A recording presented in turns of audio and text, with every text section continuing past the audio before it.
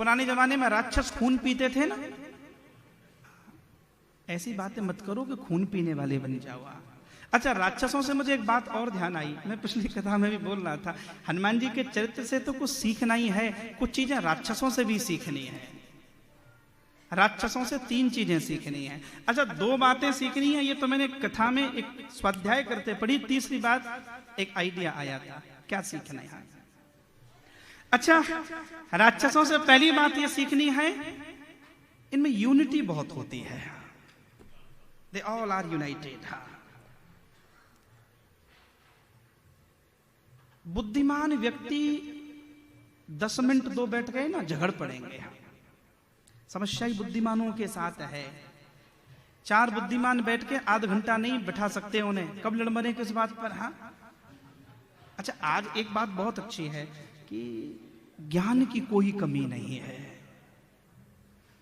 हमारे एक प्रोफेसर मित्र हैं, तो ट्विटर पे बहुत एक्टिव रहते हैं। एक दिन उन्होंने सुबह सुबह एक ट्वीट किया, बड़ा अच्छा, मैं खूब हंसा। उन्होंने ट्वीट किया सुबह सुबह, उन्होंने कहा, कृपया मुझे कोई ज्ञान मत देना, मुझसे मेरा ही नहीं संभल रहा है, मुझे मेरा ही नहीं संभाल पा रहा हूं। ज्ञान तो बहुत भरा पड़ा है सबके भीतर महाराज। राक्षसों से एक बात सीखो, वो सीख क्या है, ये यूनिटी बहुत है। ये हमारे समाज की एक करुणा है, विडंबना है। अच्छा काम करने वाले बटे होते हैं, बुरा काम करने वाले संगठित होते हैं। बुराई संगठित है, बुराई सिंडिकेट है, बुराई ऑर्गेनाइज्ड है। कभी करप्शन करने वाले लोगों को देखा, कितना सिंडिकेट प्लान है नीचे से ऊपर तक। हाँ, बेईमानी का पैसा ईमानदारी से बढ़ता है। क्या ईमानदारी है इन बेईमान लोगों में? हाँ, किसका कितना परसेंटेज है? राक्षसों से सीखिए संगठन कैसे चलाते हैं, कोई विवाद नहीं है। राक्षसों से कोई दूसरी बात सीखने की है, वो ये है, इनकी विल पावर बहुत अच्छी होती है। बुराई करने वाला तब तक लगा रहेगा जब तक अपने अभीष्ट में सफल नहीं हो जाता है, वो तब तक लगा रहेगा। अच्छे काम करने वाले को कोई 2 शब्द बोल दे, उसी दिन वो कहता है थैला रखो, मैं क्यों जाऊं, मेरा मतलब क्या है। ये करके भी इतना बोला। अच्छा काम करने वाले जल्दी डिसअपॉइंट होते हैं, बुराई करने वाले डिसअपॉइंट नहीं होते, ये लगे ही रहते हैं, लगे ही रहते हैं। यह हमें राक्षसों से सीखना है।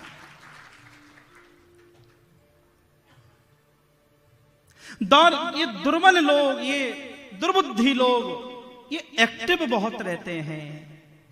सज्जन लोगों की समस्या ये है, ये एक्टिव नहीं रहते, ये शांत बैठ जाते हैं। फिर मैं डॉक्टर कलाम को याद करता हूँ। डॉक्टर कलाम कहा करते थे, the world suffers a lot not because violence of bad people, it suffers a lot because the silence of good people. समाज में बुराई इसलिए नहीं है कि बुरे करने वाले लोग ज्यादा हैं, इसलिए भी बुराई है कि अच्छे लोग चुप बैठ गए हैं।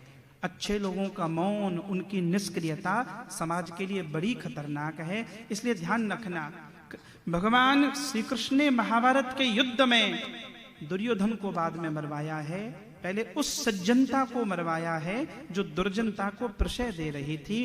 पितामह भीष्म, गुरु द्रोण, कर्ण, ये सब मारे जाते हैं। और फिर एक कवि ने कहा कि अधर्म को देख जो मात्र निहारे जाते हैं, वो भीष्म हो, द्रोण हो, कर्ण हो, वो पहले मारे जाते हैं। इनके साथ राक्षस लोगों से सीखना है कि ये यूनाइटेड है, विल पावर अच्छी है। और तीसरी बात मुझे बाद में इनकी ध्यान आई, एक राक्षसों की बात बड़ी अच्छी लगी, स्माइली फेस के होते हैं, हंसते बहुत है।